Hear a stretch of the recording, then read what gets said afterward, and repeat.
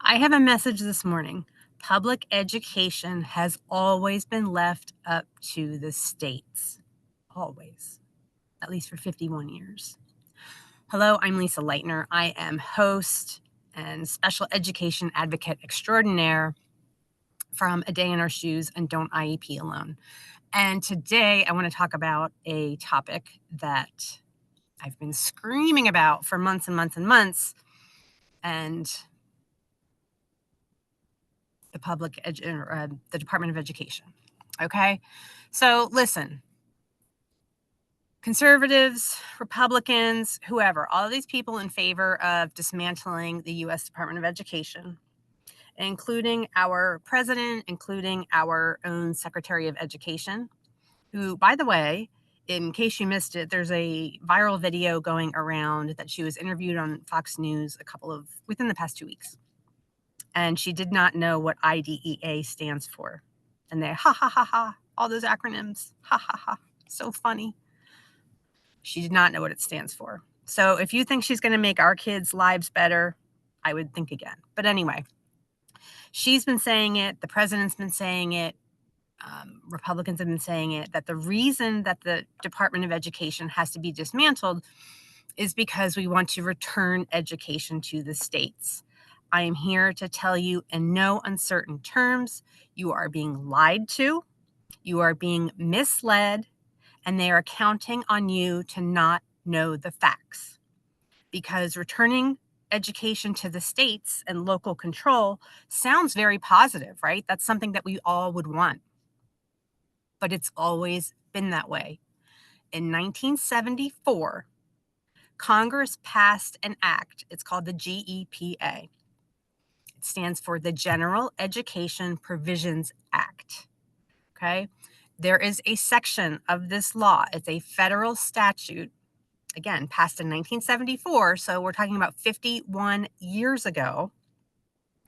But there is a section, it's section 438. For all of you say this isn't true, go Google it. Go Google what is section 438 of GEPA. And what it does is that it specifically restricts the federal government from directing or controlling curriculum, programs of instruction, or specific educational content in public schools. It has always been this way since 1974. There's nothing to return to the states. The states have had the power, so have your local school boards, for directing, choosing, controlling curriculum. So all this fear mongering that's going on, that the government's going to force CRT and the government's going to force SEL and the government's going to force all these different curriculum or programs on you, is just not true. They already are prohibited from doing this and have been prohibited from doing this for 51 years. The federal government is prohibited from telling states and school districts exactly what to teach and how to teach. It has been left up to the states for 51 years. I'm going to say it again. There's nothing to return to the states. It's been there. It's there. For years, I've been wagging my finger at people saying, yeah, everybody shows up or more people show up for presidential elections, but it is your state and local elections that have much more power and control over what happens in your school buildings. But you know who does know this? Groups like Moms for Liberty. They know the power of a school board, and that is why they are absolutely flooding the country with this grassroots movement and having their members run for school board, because they know it's the school board that picks curriculum. That's where they're getting their power. That's why these things are happening. That's why these book bans are happening, because they've flooded the country with school board candidates. They're winning because nobody shows up for school board elections. And then they're doing their whole agenda. Okay? GEPA, 1974. It has been this way. Let me tell you what else the GEPA does. So here's the irony here, though. Let me get into this point before I go on. Do you know who oversees the GEPA? The U.S. Department of Education.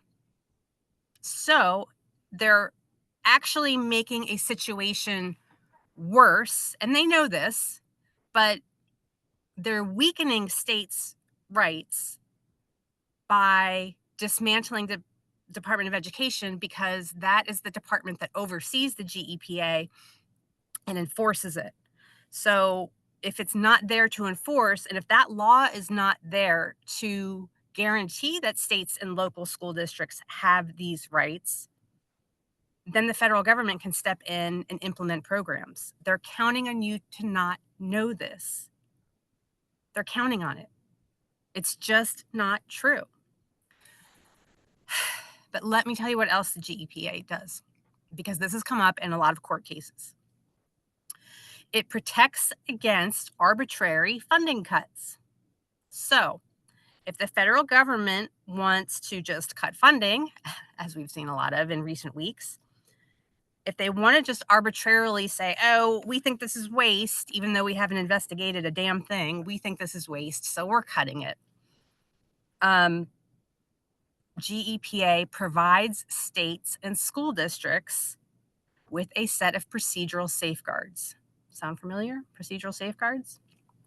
That means that states and local districts, if the federal government is going to cut your funding, there's a process that they have to go through. They can't just go in and say, we're not doing this anymore, we're cutting it. Okay?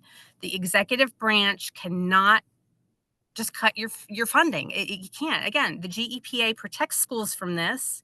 So when they want to cut the Medicaid funding to schools, when they want to cut Title I funding to schools, when they want to cut everything that they're cutting to schools arbitrarily, the GEPA offers you and your school district, your school board, your state, it offers you a set of protections and a set of appeals so that they can't just do this with no thought, which is exactly what we're happening. Okay. The other thing is that since the GEPA prohibits the federal government from implementing any type of curriculum, any type of program, okay, they cannot force DEI, CRT, any of these things. They cannot do it and have never been able to. But just like they cannot implement curriculum, if you're going to leave it up to the states, they also cannot prohibit curriculum. They cannot prevent a state and local school board from implementing a specific program. So one of the ways that they've been trying to restrict DEI, CRT, those programs, is that they're telling schools, if you do this, we're going to cut your funding. Can't do that. That's essentially telling a school district how to run their district, and they can't do that. The other thing is this. I'll go back to Moms for Liberty and these conservative states, more conservative states. The country's starting to lean the other way, and they're panicking. That's why we're seeing this hostile takeover. But when you have a conservative state or a conservative district and they're mandating things like, book bans, songs, flags, whatever it is that they're mandating, those, say, how can they do that? How can they implement that? Well, sure, some of it is unconstitutional and it's going to work its way through the courts.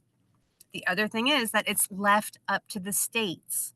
So if a school district wants to ban a book and you say, well, how can they do that? It's a classic. Everybody reads it.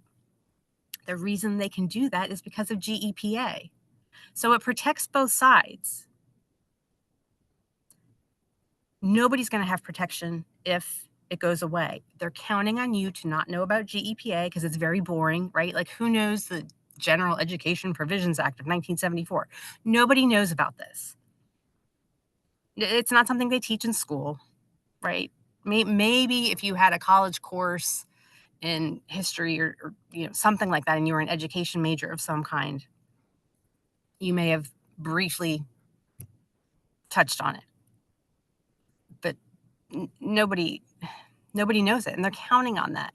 They're counting on you to not know. Okay. So dismantling the U.S. Department of Education, it's not going to prevent schools from implementing CRT, SEL, or any other type of curriculum that some folks are afraid of. It's already prohibited from doing this. Curriculum decisions rest at the state and local levels. Okay.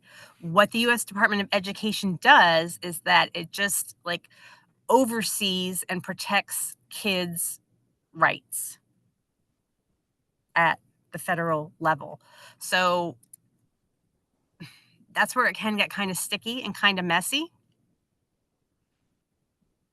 But one of the critical roles is also enforcing IDEA, the Individuals with Disabilities Education Act. I know what it stands for. I should be Secretary of Education.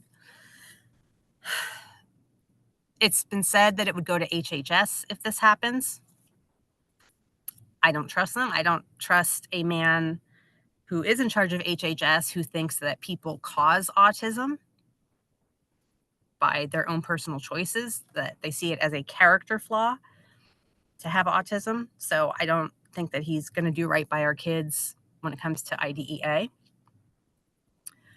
The other thing to know is a lot about this is that, so the Department of Education, as the first Department of Education was created right after the Civil War. And it was very rudimentary, obviously. It was right after the Civil War, so not a lot of things happened. All they did was they were just about data collection and modernization and trying to figure out what schools were doing. Remember that schools were created to create a workforce. Education was not the goal. A workforce is the goal. That's another podcast for another day. The Department of Education, as we know it today, was not founded until 1980. We had from 1975 until 1980, IDEA was overseen by HHS. I don't want to just blame them unilaterally and say that was a crappy time, because obviously IDEA was brand new. We would have in 1982, we would have the monumental LRE court case. So 75 to 80 it wasn't a good time necessarily for our kids, despite the victory of being in the public schools.